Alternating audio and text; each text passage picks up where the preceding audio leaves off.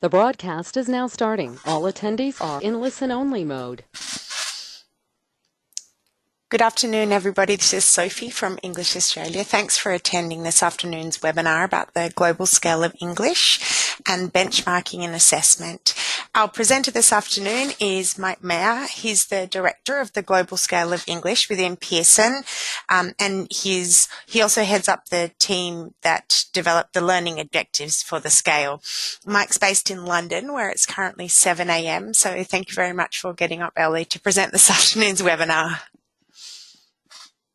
Okay, thank you. Thanks, Sophie. Thanks for inviting me. Thank you to all of you for attending. Yeah, good morning from still a bit cloudy here in London, but we are having an unbelievable heat wave at the moment. So summer with sun, quite rare in this part of the world. So as Sophie mentioned, I'm going to be talking to you about the global scale of English. I've been working on this project for around 5 years. And I'll be talking to you about the research that we've carried out into assessing learner proficiency, and then show you some of the tools and resources we've developed for teachers, curriculum designers, and assessment people to help with teaching and assessment in English. So hopefully I can get the slides to advance. Here we go. Okay, there we go. Yeah. So we're going to be talking about defining learner proficiency, and a lot of the work that we've done has been based around the Common European Framework. So I used to be an English teacher. In the 1980s, I worked in France for 5 years, and when I was teaching, there was no real common standard for measuring learner proficiency. We basically didn't really move beyond beginner, intermediate, and advanced, and then maybe a bit more sophisticated beginner, pre-intermediate, intermediate, upper intermediate, and advanced. But it became apparent that actually we needed a standard so that everybody's definition of beginner, intermediate, and advanced was in fact the same. And within the European context, of course, we have many different languages, and at the height of the European Union, before some of us decided to leave, people were moving for education and employment, and so we needed standards to be able to assess people's levels and compare people's levels in different European languages. So this project was carried out in the 1990s, published in 2001, and has really moved beyond Europe now, and is kind of influential around the world. Basically because of the popularity of English language teaching, and also because there haven't really been there have been other frameworks, but no other framework has been as received and as used as Common European Framework, probably because all publishers out of the UK align all their materials to the Common European Framework. So during the course of this presentation, I've got a number of little questions to hopefully keep you engaged so that you don't just have to listen to me for the next hour. And Sophie's going to launch a couple of polls that you can answer anonymously. But if we move on to the first poll, right, there we go. So, just to get an idea of the audience, the Common European Framework, I'm saying that it's well known around the world, but how familiar are you? So, Sophie, that's our first poll. I don't know what you have to do to bring up something on the screen, but can you just give me an idea? Are you at A, very familiar with it, B, somewhat familiar, C, you've heard of it, but that's about it, or D, you've no idea what this is? And if you vote now, and I'm guessing we will see some graphic which gives us an idea.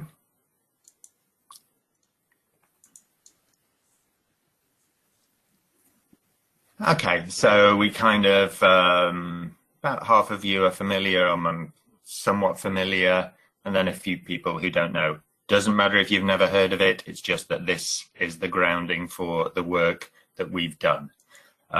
So thanks. If we move back to the, well, actually, we're going to go to the deck, and there's another question immediately. I can't see any deck on my screen.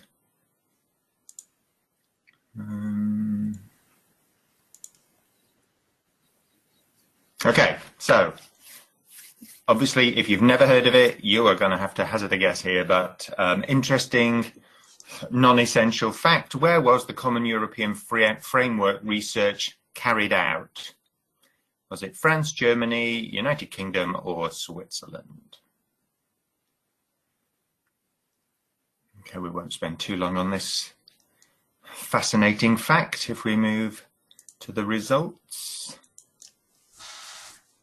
So we have France, Germany, United Kingdom, and sort of a bit of an even distribution. Okay, thanks, Sophie. If we move back to the deck. Okay, is the deck showing now? No, I don't see any deck on my screen. Nope. Okay.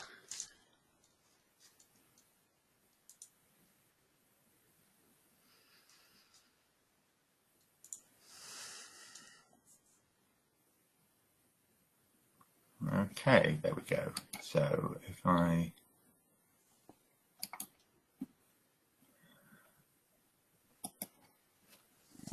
move along. Okay, so for those of you who said Switzerland, that was the correct answer. Now, fascinating fact, totally non-essential, but I do think it's interesting that this research, the Common European Framework, which has gone on to influence teaching and testing of English around the world, very big in Asia, Latin America, Middle East, that research was all carried out with teachers in Switzerland, which, you know, may come with a few caveats for everybody else using that same framework. So one of the questions we're often asked is, why then don't you carry on using the Common European Framework? Well received around the world. Well, what we wanted to do with the Global Scale of English, the first point is Common European Framework was a framework, quite a general framework that was created for all European languages. So I'm not sure if those of you who are familiar with the Common European Framework, if you've used it, you probably find that the descriptions of what learners can do at particular levels are quite high level and they're quite generic. And so a number of practitioners have raised concerns about just how practical this tool is to inform teaching and assessment. So that was one of the areas that made us really start thinking about the Global Scale of English project. It was developed in Europe for a European learning context. If you're learning English in Asia, Latin America, Middle East, that's a very different context to the one in Europe. Many of our teachers and institutions are actually K-12. They are primary and secondary learners. Common European Framework was developed for adult learners, so learners over the age of 15, 16.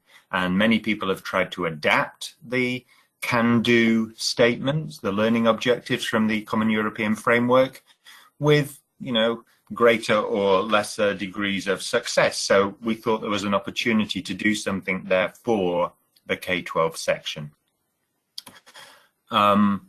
Equally, Common European Framework was developed for general English. So it was general communication. There are domains which address employment and the workspace, and some of the learning objectives which address academic study, but they're not very much, there's not much information if you are working in an environment where you're teaching English for specific purposes or English for academic purposes. And again, we thought there was something that we will be able to do that. If you look at the information in the Common European Framework, one of the skills, so reading, writing, listening, speaking, one of those skills is much more, there's much more information for one skill than the others, and we'll have a little look at that. Also, the levels of the Common European Framework can take a long time to master, and we're going to take a little look at some of the research that we've pulled together on that as well. And everybody begins learning a language from zero, or practically zero, but the Common European Framework actually doesn't have information at that very low level. The first level of the Common European Framework already assumes that there are some things that you can do with the language. So I've got a couple more questions about the Common European Framework now. So the next question is, how many levels are there in the Common European Framework? Is it 6, 9, 10, or 11? You'd like to just vote now. Again, we're not going to spend too much time on this. Okay, do we have the results? Okay, 83% said 6 and 17% said 10. Nobody went for 9 or 11. Okay, thanks, Sophie. If we can go back to the slides. Okay.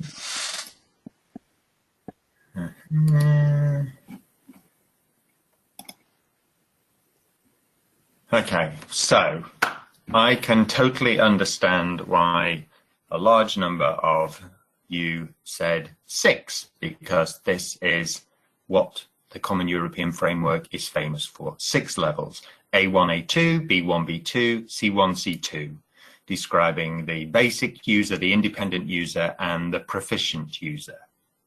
However, if you actually study the Common European Framework, you will see that there are, in fact, 9 levels.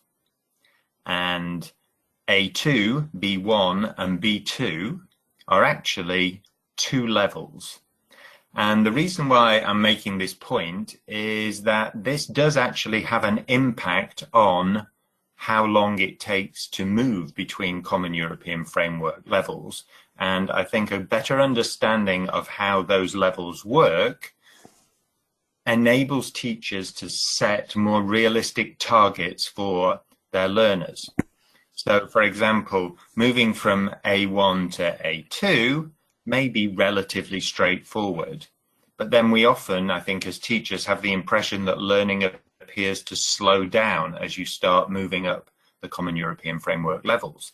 And obviously there's a number of factors why that appears to be the case, but one of them is that A2 is twice as big as A1. So it's not that one level was divided into 2 levels. No, it was that 2 levels were brought together, joined together to make the A2 level.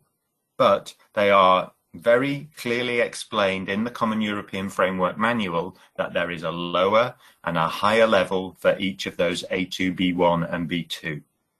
And we'll have a little look about what that impact is on learning and how long it takes to move between these levels. Oh, and then on that slide, sorry, I've moved on, but on that slide, you'll see that we're also 10 levels, but that was to show that in the very original research carried out in Switzerland, there was a level at the very beginning of learning a language called tourist level, but that never made it into the final publication. So probably because in Europe, people generally move to A1 quite quickly. They're not spending too much time below A1, whereas in parts of Asia, Middle East, and South America, learners can spend quite a long time below A1. Also, children, young learners, can spend quite a lot of time below A1. So that was another big gap in the Common European Framework. Okay, I think this is probably the last interesting fact of the Common European Framework. There's one more poll, Sophie. Which of the skills has the most information in Common European Framework? Reading, listening, speaking, or writing?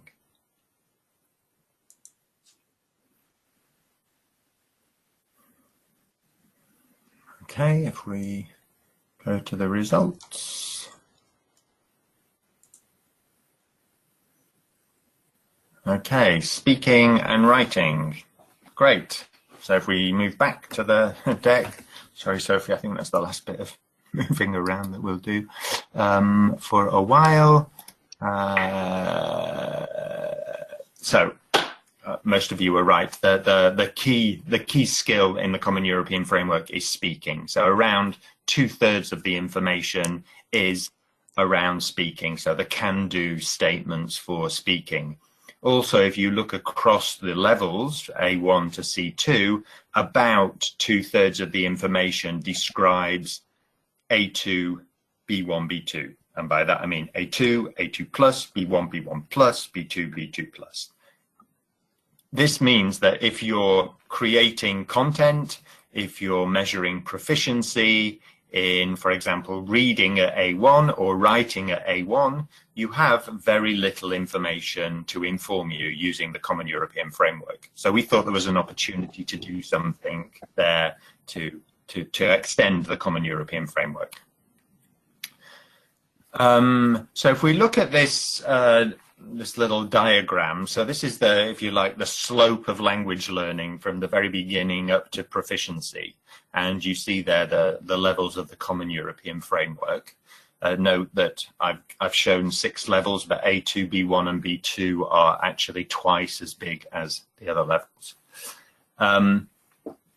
You've got the numbers 1, 2 and 3 on there and red. The little white arrows indicate the can do, so the learning objectives, the things that learners can do at different levels of proficiency. If we look at Learner 1, Learner 2 and Learner 3, Learner 1 and Learner 2 are both being described as A2. So if you assess those learners against the Common European Framework, they will be A2, yeah. And Learner 3 is B1. From that, just hearing 1 and 2 are A2, Learner 3, B1, you would assume that Learner 3 is at a much higher level than Learner 1 and Learner 2. When the reality, in fact, is, you know, there are different levels within A2. There are different levels within B1. So the reality here is that Learner 2 and Learner 3 are actually much closer in proficiency level than Learners 1 and Learner 2, even though they get the same A2 label stuck to them. So that was an issue that we were trying to address with the global scale of English. So let's look at what we then did with taking the Common European Framework back to a more granular scale, a scale in which we could see differentiation within a Common European Framework level. So if you see look at this, these two charts and diagrams on your screen. On the right, we've got the global scale of English, which is a proficiency scale measuring from 10 to 90. And as you can see, that's aligned to the Common European Framework.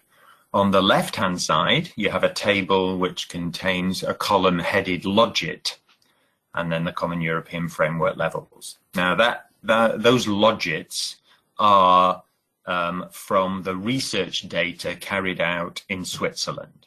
So the original research, teachers were asked to rate the can-do statements for difficulty. The data was brought together, it underwent psychometric rash analysis, and each of the can-do statements was given a difficulty level.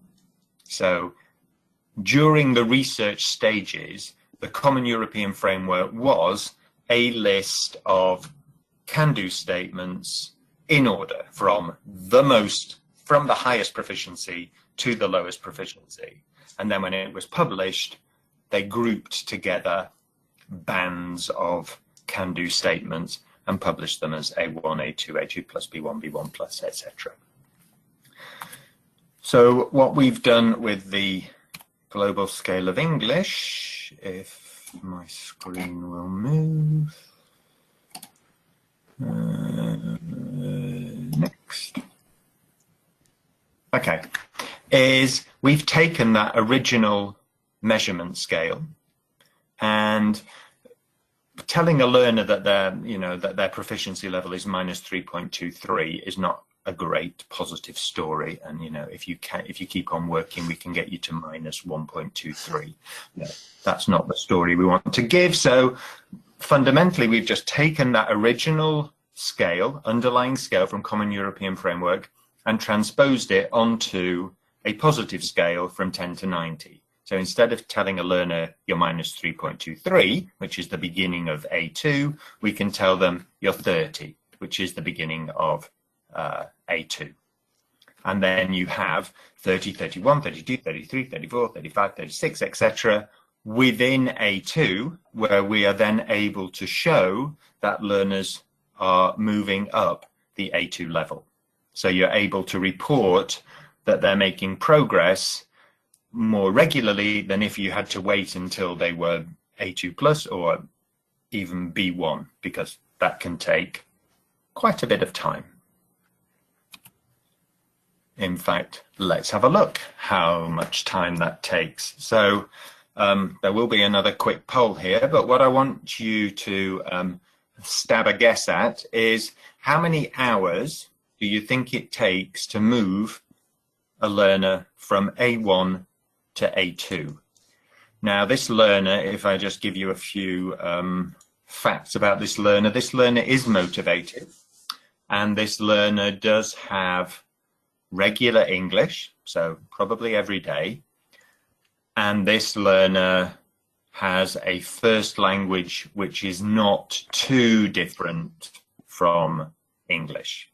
So probably not an Asian language background or an Arabic language background, but a language which is not too far away from English.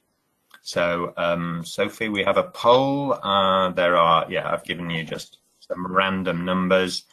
Do you think it's about 50, 100, 200, 400? What hours of learning means classroom tuition plus self-study.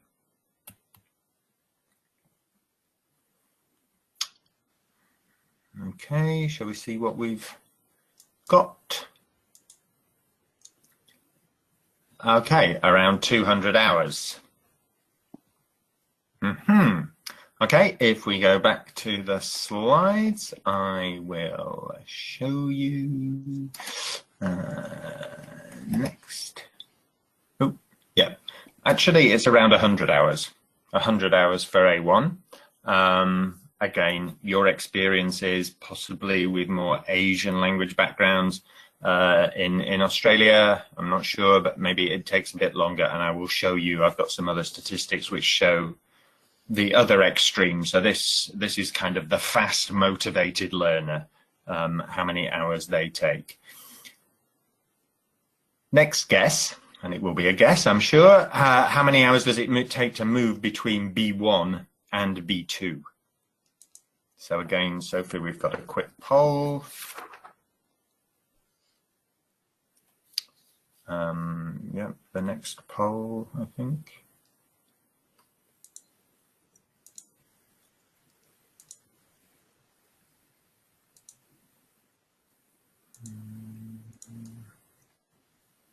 Okay, same options, 50, 100, 200, 400.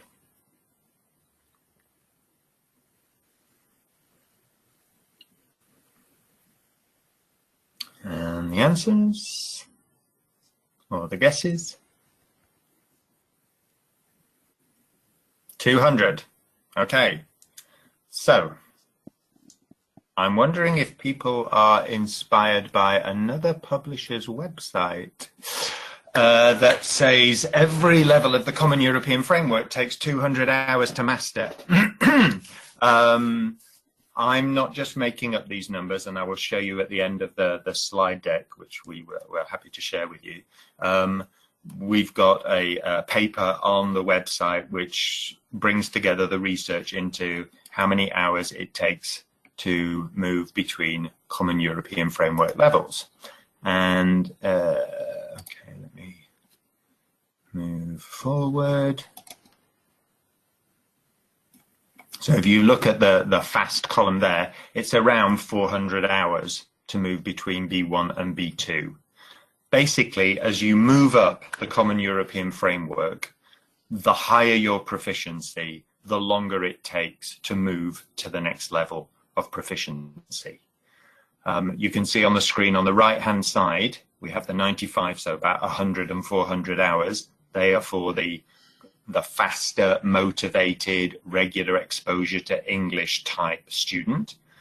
The other numbers, so around 500 and around 1100 hours, they are, you know, they are the number of hours that research shows for low motivated, irregular exposure to English for somebody with a very different first language background.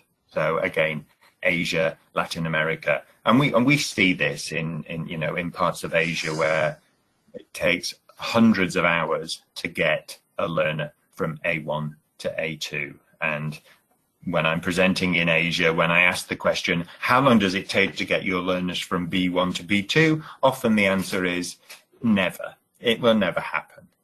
So they don't actually aspire to getting them to that level. So you can see if you're working with those large numbers of hours and you're reporting to your learners on the Common European Framework about how much progress they're making, it actually is, you can't even show it every year. This is, you know, multiple years before you move to the next level. So the hypothesis behind using the global scale of English is that within one of these Common European Framework levels, we can show that you're making progress, and we're using around 3 points progress as the smallest measurable, you know, with any guaranteed progress.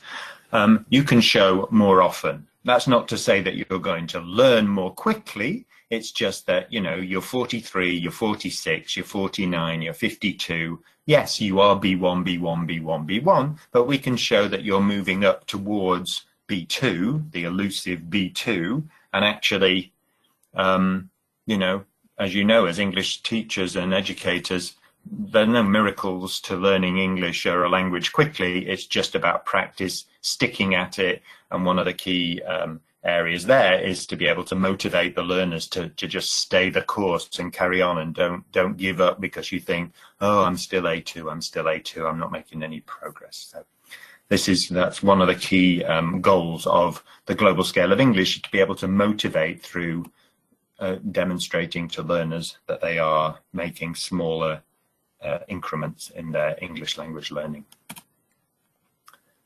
Okay, so in order to support this more granular, this numerical scale from 10 to 90, we set about creating more learning objectives, so more can-do statements. So these follow the same formula, the same format as the Common European Framework. They're can-dos, they're about functional language competence. And we looked at course materials at various syllabuses, national curricula, created can-do statements, and then sent them out to teachers around the world to rate them for difficulty. So very much following the same methodology used by the Common European Framework. And if you remember, Common European Framework was carried out by teachers in Switzerland. It was the 90s, you know, we didn't have the internet. It was quite difficult to get a global community to input into research. Today, much easier, and so we've been able to include teachers from over 50 countries around the world. We've engaged almost 7,000 teachers in this research, and those teachers are asked, based on their experience, where they would rate these new learning objectives for proficiency. Where would you expect one of your learners to be able to do these particular language functions? All teachers feel this is very subjective. I'm not quite sure how we use the data in our research, but the thing is, once you get enough data together and you see you know, similar responses from teachers, then where we have over 80% agreement, we say that this is the level for a learning objective. Where teachers don't agree 80% of the time, that data is rejected. So we don't use it. We only use data which has been validated at least 80% of the time by teachers from around the world. And so There we go. So here's, this is just a quick little activity. These are some listening descriptors. So things that learners can do at different levels of proficiency for listening. What I would like you to do is in the chat box, and this is it's only Sophie who sees these answers, and she'll feed back on what sort of answers we've got. If you put in the chat box the order from the lowest proficiency to the highest proficiency, and just key in a list of numbers. So as I said, that 5, 2, 3, 4, 1, 1, 3, 2, 4, 5. Just going to give you a couple of minutes to have a look at those and then key in what you think those answers are.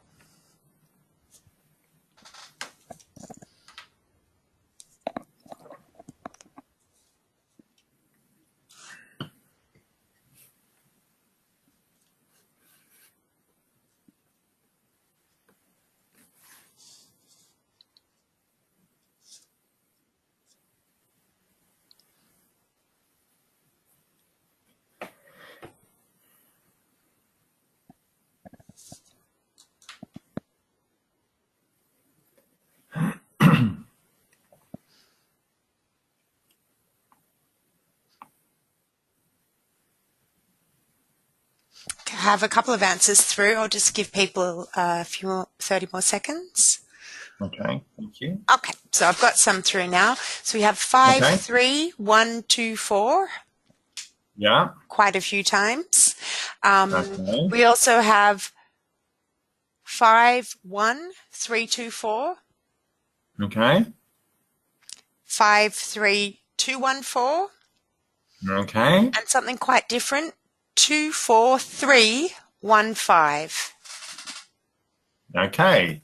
So the people that said 5, 3, 1, 2, 4 were almost right. In fact, I would consider it right. Because, let me click on the next. Come on.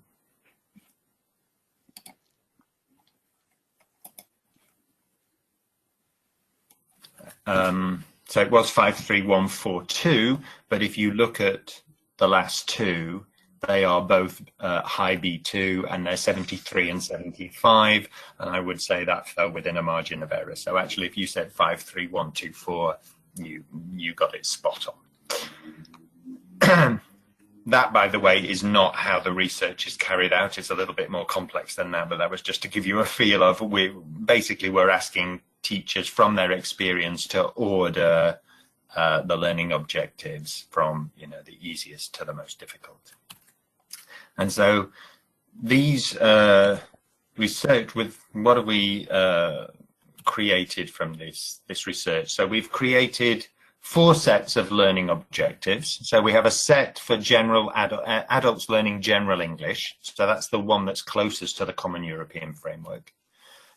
We have a set for academic English. So anybody teaching sort of pathways, programs and foundation courses, it's worth looking at the academic English learning objectives. There's quite a lot of new information around academic skills. We have a set for business English, so English for the workplace.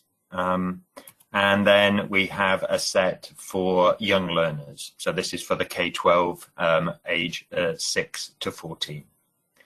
And just, you probably can't see the detail on the screen, but the dark blue is original Common European Framework. So we do include all of the original Common European Framework information in the global scale of English. And then the pale blue is the new information that we've included. So the database is about 5 times as big as the Common European Framework. So there's quite a lot of new data there. And remembering this is specific to English. So these are more at the level of teaching learning objectives. They're much more concrete, and the feedback is they're much easier to use than the Common European Framework learning objectives. The bottom table, again, you probably can't see the writing, but the bar on the right hand side of the screen is speaking. And as you can see, speaking is still the dominant skill. This was not our intention.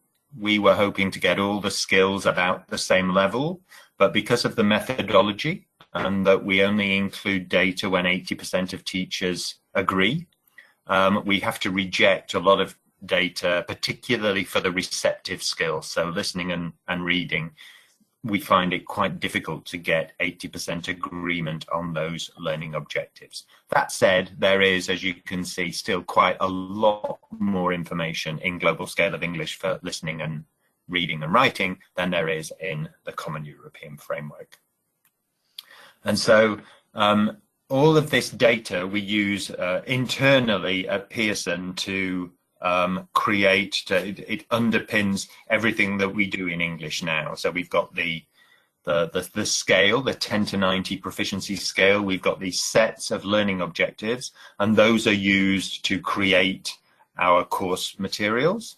And then we have a range of assessments which report on the global scale of English, and they range from placement type tests to tests, the progress test, which is about measuring small amounts of progress within an academic year. And then you've got your high stakes tests like PT Academic, which enable people to migrate to Australia and to go and study abroad. Enough of the commercials. All of this is freely available online, and I'll give you the website at the end of the hour. So all of these learning objectives you can download as PDFs from the website, or if you prefer, we have a digital database, which is probably easier to use. And I'm just going to quickly run through what you can find in that database, because it's more than just the learning objectives. So we have three sections. There's the learning objectives, there's grammar, and there's the vocabulary. And the way in which you would use this interface is, first of all, you select the type of learner you're teaching. Then you would select the range, either on the Common European Framework or the Global Scale of English. Isolate the approximate range of the level of your learners. And then if you want, you can choose a particular skill to focus on. So reading, writing, listening, speaking. And when you carry out the searches, so here I've got adult learners, they're kind of at an A1, low A2 level, and I'm focusing on a skill, I can't remember. Yes, I'm focusing on listening. And I just do a search, and then it brings up a list of learning objectives which would be appropriate to teach to that level of learner. For academic English, for those of you on pathway courses and you might want to look at academic skills, you also have a search option. If you go to academic learner, you can either search for listening, reading, writing, speaking, or you can search for academic skills. So for example, academic test strategy, I don't know why my screen, there we go. Academic text strategies, you can click on that, you can drill down even further, and it will bring you up a list of the learning objectives which address that particular academic skill. On the screen there, you can probably make out that some of the learning objectives have a little blue box after them that say AL. They are the academic specific learning objectives. However, in academic English and in business English, we include all of the general English learning objectives as well, because generally on those courses, people teach both the general and the academic. If you look in the learning objectives, you have some extra information, and one of the pieces of extra information is a link to grammar that you might need to pre-teach, or that you would need to check that the learner knows in able to carry out that particular language function. So that's quite a useful link between grammar, the enabling skills of grammar, and the functional language skill. And then you can either download and print these off, or everything that you've found in your search, or you can just select the ones that you want to focus on, either in your course, or if you're creating a report for, I don't know, the administrator, or for the students themselves. you can download that, you print it off, it comes with a QR code so that people can scan it and have it on their phone, and you just print it off as a PDF. For grammar, very similar. Again, you choose the level of your learners, and everything is divided up by grammatical category. So here, for example, modal verbs of obligation.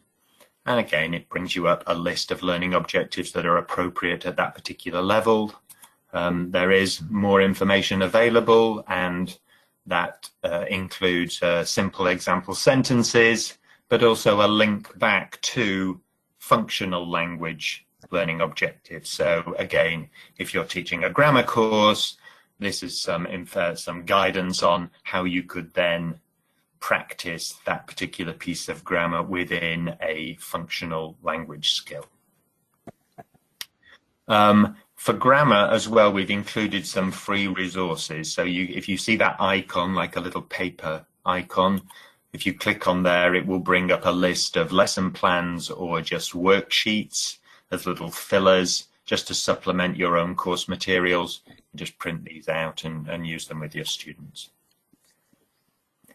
And then finally, vocabulary. We have 2 vocabulary databases, one for adults, one for young learners. And again, you can select by the level of your learners. It's a massive, massive database, which is divided up into topics. You could search by just all the verbs, all the nouns, etc. Or you can search, there's a free search box. You could just key in a word and search for one particular word. So if I look here, you're teaching the environment, you can call up environmental issues at a particular level, and it will give you some ideas of the vocabulary you might consider teaching to a group of B1 students. My advice when using the vocabulary is if I think my learners are around a B1 of 43 to 50, I would also search for B2 as well. You want to challenge the learners, and you may find that within the B1, it's only vocabulary that they already know. So I would stretch them further and do a much broader search for vocabulary. The information comes with definitions, it comes with audio pronunciations, it includes collocations, it includes example sentences. It's quite a rich online database.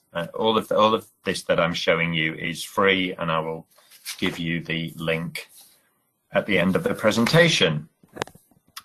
So how do we align courses and courseware to the global scale of English? So internally, as I say, we create our materials now based on the global scale of English learning objectives.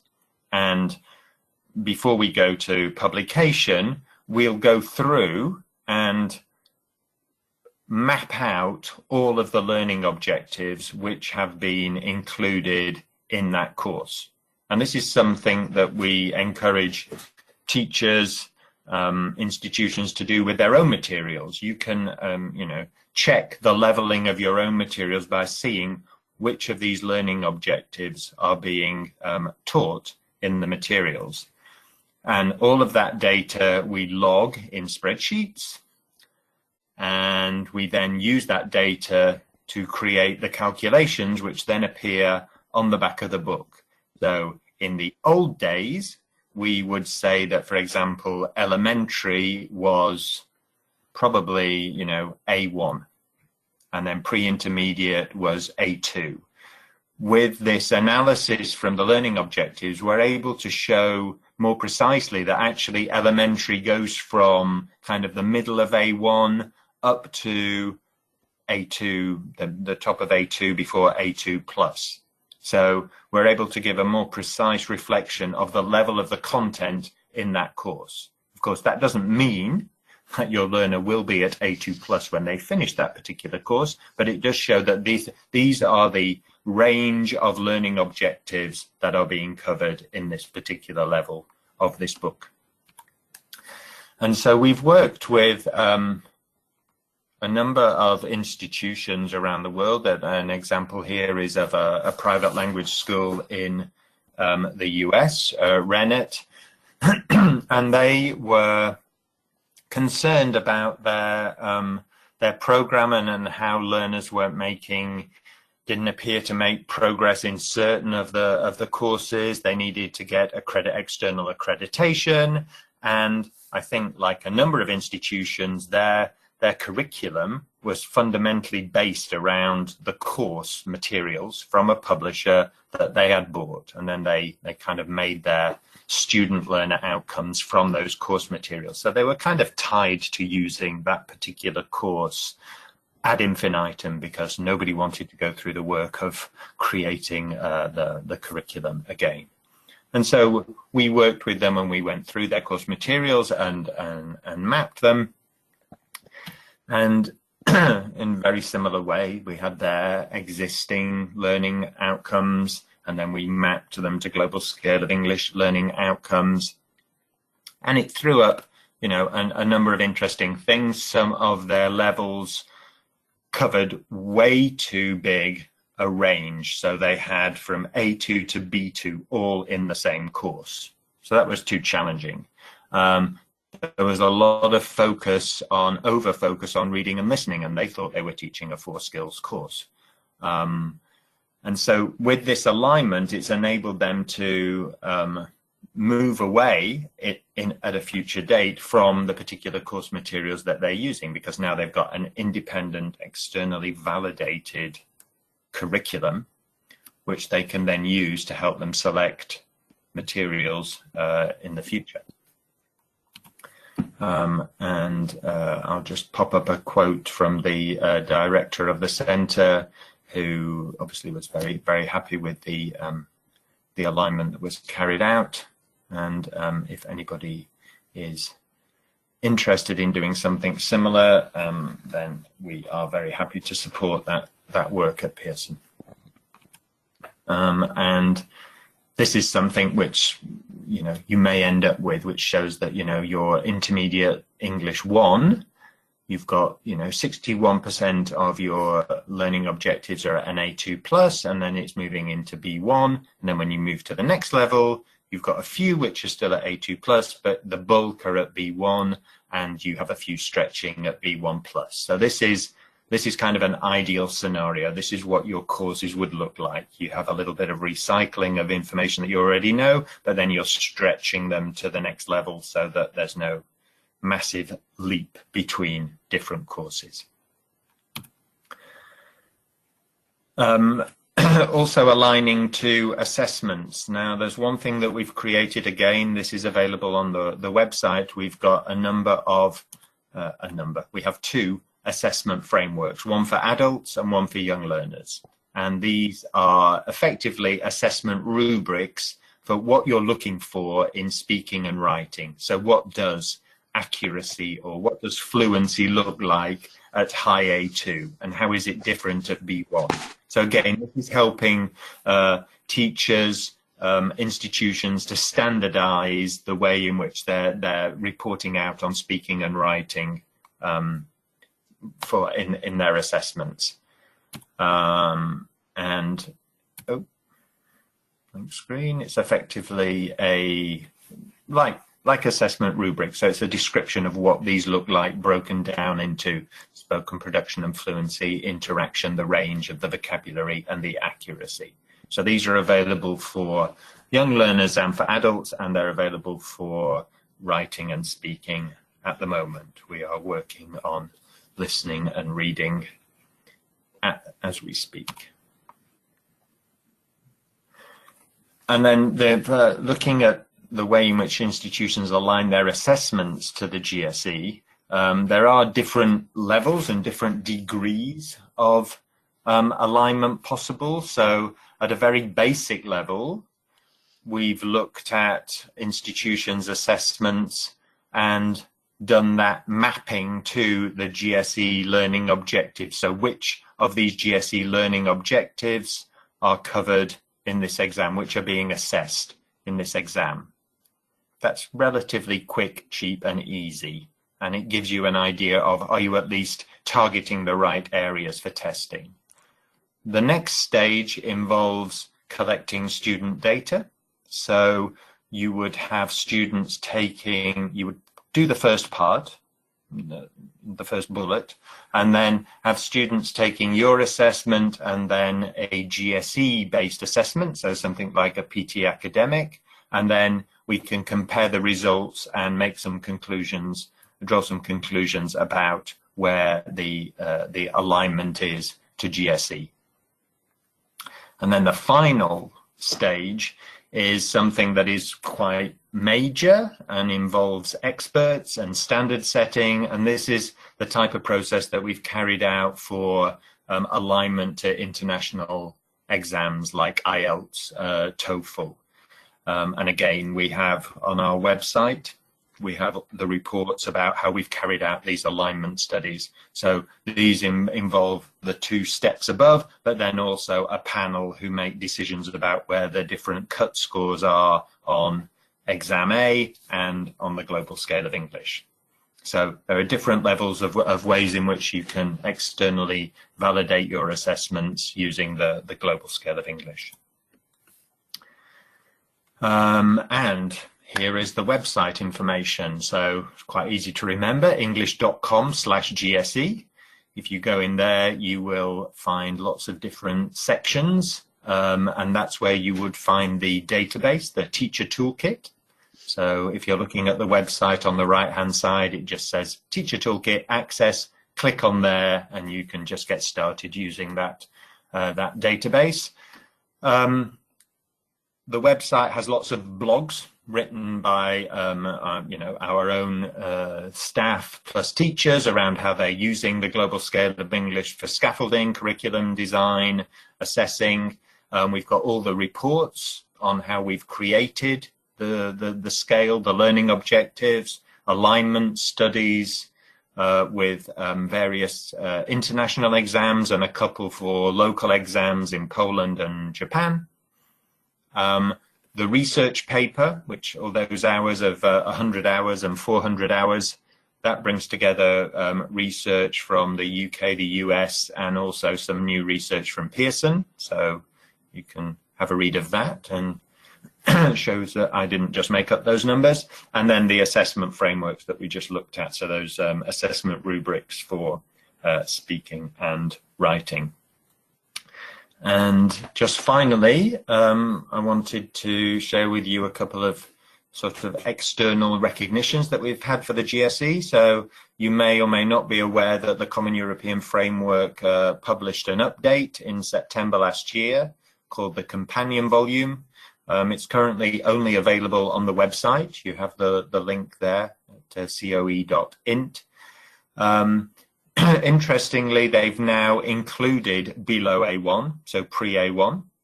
They've understood that there was a demand for those very low levels. And for us, very gratifying that they've validated or endorsed our work by bringing 50 of the new global scale of English learning objectives into the Common European Framework. So they're available in the companion volume, and then locally in Australia, we've been recognised by NIAS, so they've integrated global scale of English into their quality assurance guidelines. So if institutions demonstrate that they're using GSE learning objectives, that is one of their quality assurance criteria met. And that, with 5 minutes to go, is where I will end it. I'm not sure if any questions have come in during the presentation, Sophie, or if anybody has any questions now, then please type them in. Okay. None have come in, but please feel free to type your questions in now.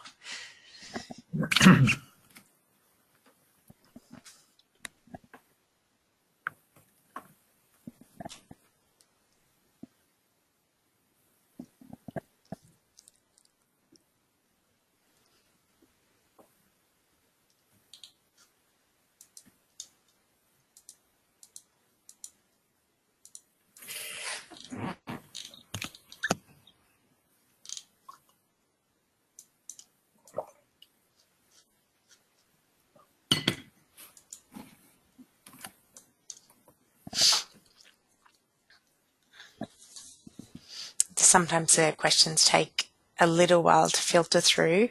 Somebody said, interesting work, well done. Okay, thank you. It's ongoing. The work is never finished.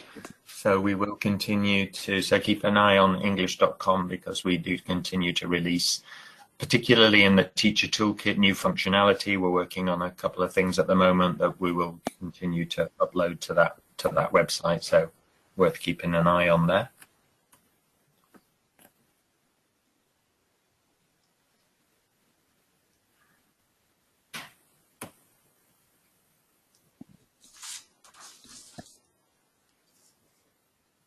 Somebody's asked if they did want to get in touch with Pearson regarding any curriculum work and benchmarking. How would they do that?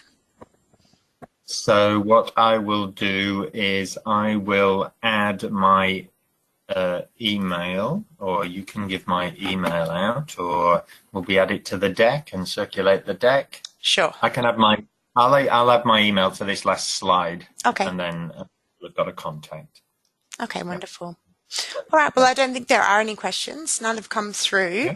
So I'd just like to thank you. Oh, sorry, there is a question before we finish. Okay. I don't actually understand it. It just says what publications. Sorry, I can't understand the question. Oh, here you go. What publications do you have for PTE academic exam prep? Okay, so I know there is PTE past papers available for the exam prep. We'd need to pass that question on to Pearson Australia. So we'd have to send that to Emma, I think, to get back on that. Sorry, I don't know all of our publications. That's okay. Okay, maybe we can follow up with Emma on that one. Yeah, sure. I can follow up with Emma on that one. Yeah, okay. All right, I think that's it. So thank you very much, Mike, for taking us through that so thoroughly. It's really quite fascinating to see the process behind what you're doing, and obviously an amazing body of work that's been developed and that's still ongoing. So yeah, thank you for sharing your expertise with us, and thank you to everyone else for attending. Thank you. Have a good evening for you, I guess. Yeah. Okay. Yeah. Okay. Bye. Thanks. Bye.